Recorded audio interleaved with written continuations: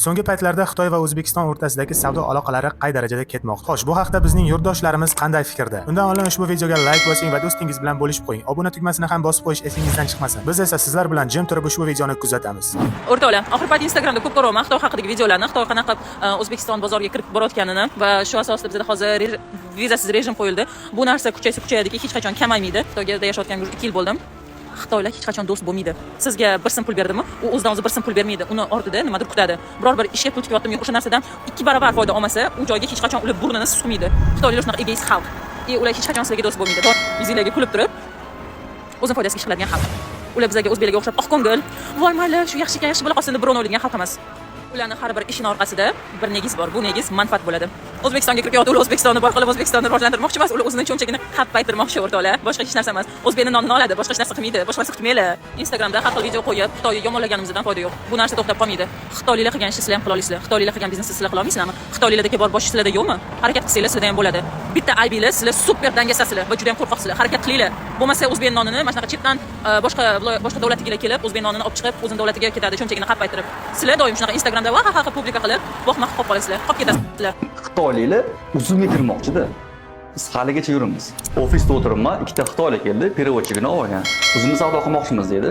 Nech pul dedi o'shanda? 100 ming. 100 mingmi? 100 ming dollar pulimiz bor. Uzumga kirish uchun kam emasmi deb so'radi. Masra savol berdim. Maqsadi nima? 100 ming bilan kirish desam, hozir 100 ming bilan kiraman, keyinchalik 1 million dollargacha olib bormoqchiman buni 1 yil ichida deb aytdi. Xitoyda ishlab chiqaruvchi tanishlarim bor. Mana shu tanishlarimni mahsulotlarini uzumni sotmoqchiman deydi. Qaranglar-da, uzum shu darajada rivojlanib ketdimi? Xitoyliklar uzum haqida Xitoydan turib ishlayapti. Biz esa haligacha bozorda yuribmiz-da. Okay, olasizmi? Skidga qilib beraman, nasiyaga beraman, olsangiz keyinroq ham berasiz pulini deb yuribmiz. Lekin Xitoyliklar uzumga kirmoqchi-da. Biz haligacha yuribmiz. Bilasizlar, Rossiyada Ozon Wildberries degan katta marketplacelar bor. Mana shu marketplacelarning 3 dan 1 qismi sotuvchilari oddiy misol Ozonda ham Wildberriesda ham 200 mingga yaqin sotuvchilar Xitoyliklar. Tasavvur qilasizmi, qanaqa darajada bu katta sifralar. Xitoyliklar qaysidir bozorda, qaysidir marketplace rivojlanishni boshlagandan keyin mana shu marketplace'ga o'zi kiradi va eng zo'r narxni Xitoyliklar bera oladi va bozori katta qismini egallab qo'yishi mumkin. Shuning uchun akalar, bozorda savdo qilinmasdan, do'konda savdo qilinmasdan onlaynga o'tishimiz kerak.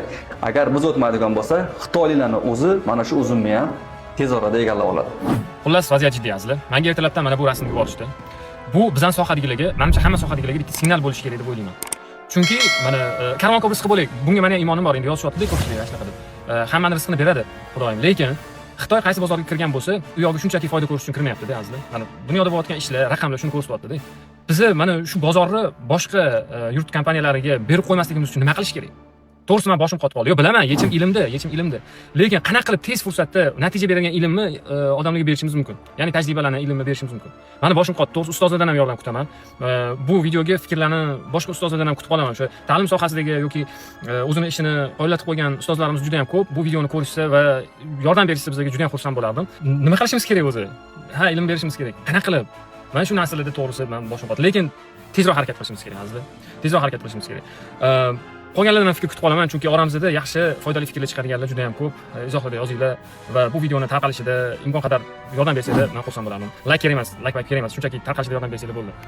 Endi mahallaga ham kirib kelishdi-yu. Nima qilamiz endi? Qandoq qilamiz endi? Xo'sh, bu haqda ko'pchilikning fikrini o'rganib chiqdik va ko'pchiliklar bundan norozi. Ba'zilar esa bu narsa yaxshilikka deb o'ylashadi, lekin biz bilmaymiz. Bu haqda ma'lumotlarni ko'rsatganimiz sababli ko'pchilik nima fikrda borishini biz bilib oldik. Xo'sh, nima bo'lganda ham biz ortiqcha narsani bilmaymiz. Nima bo'lganda ham ushbu videoga like bosing va do'stingiz bilan ulashib qo'ying. Va kelgusi ko'rsatuvlarda sizlar bilan ko'rishguncha, nima bo'lganda ham O'zbekiston strategiyasi taraqqiyoti va rivojlanish sari bormoqda. Siz o'zingizning fikringizni qoldirishingiz mumkin va do'stingiz bilan ulashib qo'ying. Va sizlar bilan kelgusi ko'rsatuvda ko'rishguncha deb qolamiz. Xayr, salomat bo'ling.